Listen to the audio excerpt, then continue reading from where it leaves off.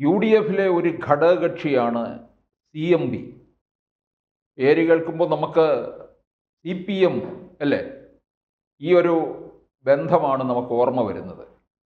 1986 C P M ബന്ധം ഉപേക്ഷിച്ച് M V Raghavan ഇറങ്ങി. എം വി രാഘവനോടൊപ്പം ഇറങ്ങിയ നേതാവാണ് C P John. 2014 M V രാഘവൻ്റെ നിര്യാണത്തെ തുടർന്ന് പിന്നീട് ഈ പാർട്ടി പിളരുകയും ചെയ്തു. അങ്ങനെ പിന്നീട് സി എം പിയും നിലനിന്നു. ആ സി എം പിയെ പിന്നീട് കാത്തു സൂക്ഷിച്ചത് അത്രയും C P ജോണാണ്.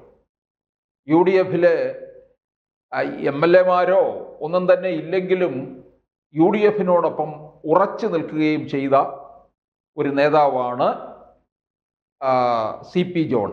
C P John ആണ് സി എം പിയെ ഇപ്പോൾ നയിച്ചുകൊണ്ടിരിക്കുന്നത്. ഈ സി എം പിക്ക് ഇപ്പോൾ 40 വർഷമായിരിക്കുകയാണ്. സി എം പിയുടെ പ്രായം അപ്പോൾ 40 വയസ്സ്. ആ 40ാം വാർഷിക ദിനത്തിൽ നമ്മുടെ പാണക്കാട് തങ്ങളും അതുപോലെ തന്നെ പ്രതിപക്ഷ നേതാവും ഒക്കെ സന്നിഹിതരായിരുന്നു. സി പി ജോണിന് വേണ്ട തരത്തിലുള്ള പിന്തുണ നൽകിയിരിക്കുകയാണ്.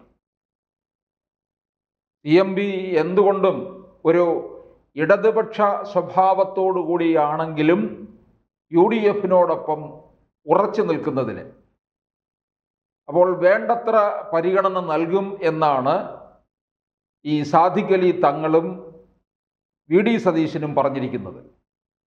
വേണ്ടത്ര എന്ന് പറഞ്ഞാൽ വേണ്ട തരത്തിൽ, അതിര് കവിഞ്ഞ തരത്തിലുള്ള പരിഗണന തന്നെ സി എം പിക്ക് നൽകുമെന്നുള്ളതാണ്. ഒരുപക്ഷെ യു ഡി എഫിലെ ഇനിയും ഈ ഒറ്റയാൾ പട്ടാളമായിട്ടുള്ള ഘടകകക്ഷികളൊക്കെ കൂടിക്കൂടി വരാനുള്ള സാധ്യതയുണ്ട്. അപ്പോഴും സി എം പിയെ വേണ്ട തരത്തിൽ ചേർത്ത് നിർത്തും എന്നാണ് പറയുന്നത്. സി പി ജോണിന് എന്തായാലും ഒന്നിലധികം സീറ്റ് തന്നെ കൊടുക്കണം. സി പി ജോൺ എന്ന് പറഞ്ഞാൽ സി എം പിക്ക് ഒന്നിലധികം സീറ്റ് കൊടുക്കണമെന്നാണ് സാദിഖ് അലിയും പറയുന്നത്.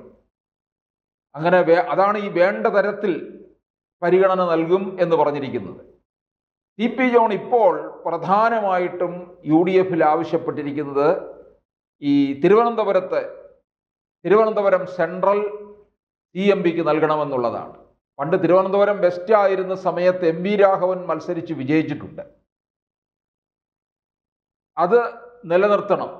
ഇപ്പോൾ ജനാധിപത്യ കേരള കോൺഗ്രസിലെ ആന്റണി രാജുവാണ് ഇവിടെ എം എൽ എ. 2021 മത്സരത്തിൽ ആന്റണി രാജു കോൺഗ്രസിൽ നിന്ന് V S Sivakumar, B J പിയുടെ നടൻ കൃഷ്ണകുമാർ, അങ്ങനെ ശക്തമായ ത്രികോണ മത്സരമായിരുന്നു. കൃഷ്ണകുമാർ നല്ല രീതിയിൽ വോട്ട് പിടിച്ചു എന്നുള്ളതാണ്. ഈ വരാൻ പോകുന്ന നിയമസഭാ തിരഞ്ഞെടുപ്പിൽ ബി ജെ പി നോട്ട് വിട്ടിരിക്കുന്ന മണ്ഡലങ്ങളിൽ ഒന്നുകൂടിയാണ് Thiruvananthapuram central. Thiruvananthapuram central B J P ഇത്തവണ കൃഷ്ണകുമാറിനെ തന്നെ നിർത്തുമെന്നാണ് പറയുന്നത്. അതേസമയം കൃഷ്ണകുമാറിനെ വട്ടിയൂർക്കാവിലും പറയുന്നുണ്ട്. അത് അന്തിമ തീരുമാനമായിട്ടില്ല. എന്തായാലും ഈ സി എം പി ഈ സീറ്റ് ആവശ്യപ്പെടുന്നതിനോടൊപ്പം തന്നെ കോൺഗ്രസിലെ ഈ പ്രാഥമികമായിട്ട് ഒരു സ്ഥാനാർത്ഥി പട്ടിക പുറത്തു വന്നതിൽ ശബരിനാഥ് അരുവിക്കരയിൽ ആണ് മത്സരിച്ചുകൊണ്ടിരുന്നത്. 2021 സ്റ്റീഫനോട് പരാജയപ്പെട്ടു.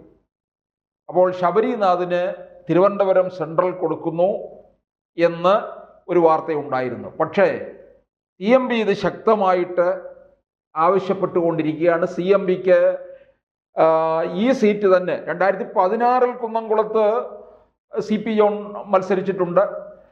പക്ഷേ ഇവിടുത്തെ ഈ തിരുവനന്തപുരം സെൻട്രലിലെ മത്സരത്തിനാണ് സി പി ജോൺ മുൻഗണന നൽകുന്നത്. ആ മണ്ഡലത്തിൽ ഏതാണ്ട് അടിത്തട്ടിൽ പ്രവർത്തനങ്ങളും ആരംഭിച്ചിട്ടുണ്ട് എന്നുള്ളതാണ്. എന്തായാലും സി പി ജോൺ വിജയിച്ച് യു ഡി എഫും വിജയിച്ച് വന്നു കഴിഞ്ഞാൽ സി പി ജോൺ ഒരു മന്ത്രി തന്നെ ആകും എന്നുള്ളത് ഉറപ്പാണ്. അങ്ങനെ തിരുവനന്തപുരത്തിന് കിട്ടാവുന്ന ഒരു പ്രഗത്ഭനായ ഒരു മന്ത്രി തന്നെ ആയിരിക്കും സി പി ജോൺ. പ്രത്യേകിച്ച് എം വി രാഘവൻ്റെ പാളയത്തിൽ നിന്ന് വരുന്ന ഒരാളെ സംബന്ധിച്ചിടത്തോളം അത്തരത്തിലുള്ള ഒരു ആർജവവും ഒരു പാർട്ടി അത്ര വിപുലമല്ലെങ്കിലും ഒരു കെട്ടുറപ്പുള്ള, ഒരു ധീരതയോടുകൂടി മുമ്പോട്ട് പോകാൻ കഴിയുന്ന ഒരു പാർട്ടിയാണ് എന്നുള്ളതാണ്. അതുകൊണ്ട് തന്നെയാണ് CMBയോട് നീതി പുലർത്തും എന്ന് VD സതീശനും പറഞ്ഞിരിക്കുന്നത്. അപ്പോൾ എന്തായാലും ഈ തിരുവനന്തപുരം സെൻട്രൽ നൽകുമ്പോൾ അത് കോൺഗ്രസിൽ നിന്ന് ആ സീറ്റ് CMBയിലേക്ക് മാറുന്നു എന്നാണ്. അപ്പോൾ ഒരുപക്ഷെ ശബരിനാഥിന് മറ്റ് ഏതെങ്കിലും മണ്ഡലത്തിലേക്ക് പോകാനുള്ള സാധ്യതയാണ്. VS ശിവകുമാറിന് സീറ്റ് നൽകുമോ എന്നുള്ളതും മറ്റ് വേറൊരു കാര്യമാണ്. അത് കോൺഗ്രസിനകത്തെ പ്രശ്നം. ഇതേതായാലും CMBക്കായിരിക്കും തിരുവനന്തപുരം സെൻട്രൽ നൽകുക. രണ്ടാമതൊരു മണ്ഡലം എങ്ങോട്ടെന്ന് ചോദിച്ചാൽ ഒരുപക്ഷെ അത് തൃശ്ശൂർ കഴിഞ്ഞിട്ടുള്ള ഏതെങ്കിലും ഇടങ്ങളിലായിരിക്കും നൽകാനുള്ള സാധ്യത. ഘടകകക്ഷികളുടെ എണ്ണം കൂടി നോക്കിയിട്ട് മാത്രമായിരിക്കും അത് CMBക്ക് രണ്ടാമതൊരു സീറ്റ് കൂടി നൽകുക. കാരണം ജോസ് കെ മാണിയെ പോലുള്ള പാർട്ടിയൊക്കെ ഇപ്പുറത്തേക്ക് വരികയാണെന്നുണ്ടെങ്കിൽ അത് ഒരുപക്ഷെ സീറ്റ് വിഭജനത്തിൽ ഒന്നുകൂടി ചില ഉദാരമായ സമീപനം കോൺഗ്രസ്സിന് ഉണ്ടാകേണ്ടിയിരിക്കും. അതുകൊണ്ട് ചിലപ്പോൾ CMBക്ക് ഈ ഒരു സീറ്റിൽ നിർത്താനുമാണ് സാധ്യത. അധികാരത്തിൽ വരികയാണെന്നുണ്ടെങ്കിൽ മറ്റേതെങ്കിലും കോർപ്പറേഷൻ സ്ഥാനങ്ങളോ മറ്റോ നൽകിയാലും തൃപ്തിപ്പെടുത്താൻ കഴിയും എന്നും കോൺഗ്രസ് കരുതുന്നുണ്ട്. അപ്പോൾ ആ സാഹചര്യത്തിൽ ഈ 40 എത്തി നിൽക്കുന്ന ഈ CMBക്ക് ഒരു വലിയ വാഗ്ദാനം തന്നെയാണ് നൽകിയിരിക്കുന്നത്. ഇത് തിരുവനന്തപുരം സെൻട്രൽ CP ജോണിനെ പോലുള്ള ഒരാൾ വന്നു കഴിഞ്ഞാൽ തീർച്ചയായിട്ടും മണ്ഡലത്തിൻ്റെ ഒരു മുഖച്ഛായ തന്നെ മാറ്റിയെടുക്കാൻ കഴിയും.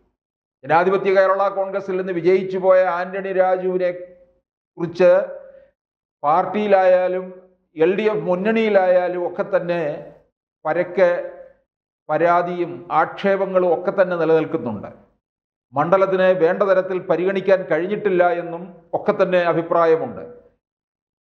ലത്തീൻ കത്തോലിക്ക വിഭാഗക്കാരുടെ വോട്ട് പോലും കിട്ടാത്ത ഒരു സാഹചര്യത്തിലേക്കായിരിക്കും പോകുന്നത്. പ്രത്യേകിച്ച് CMBയിൽ ജനാധിപത്യ കേരള കോൺഗ്രസിൽ നിന്ന് ഈ സീറ്റ് CPM ഏറ്റെടുക്കാനുള്ള സാധ്യതയുമുണ്ട്. കാരണം ഘടകകക്ഷികളെ ഒക്കെ തന്നെ വിഴുങ്ങുന്ന ഒരു സ്വഭാവം CPMനുണ്ട്. അത് ജനാധിപത്യ മര്യാദ അട്ടിമറിച്ചുകൊണ്ടുള്ള ഒരു പോക്കാണ്. അങ്ങനെ വരുമ്പോൾ ജനാധിപത്യ കേരള കോൺഗ്രസ് ഇല്ലാതാകും. ആന്റണി രാജുവിന് എന്തായാലും സീറ്റുണ്ടാകത്തില്ല. അപ്പോൾ എന്തായാലും എന്തുകൊണ്ടും CMBയിലെ CP ജോണിന് അനുകൂലമായ ഒരു സാഹചര്യമായിരിക്കും തിരുവനന്തപുരം സെൻട്രൽ മണ്ഡലത്തിൽ ഉണ്ടാകാൻ പോകുന്നത്. കൂടുതൽ വാർത്തകളും വിശേഷങ്ങളും നിങ്ങളിലേക്ക് എത്താൻ ABC മലയാളം സബ്സ്ക്രൈബ് ചെയ്യുക, ബെൽ ബട്ടണും അമർത്തുക.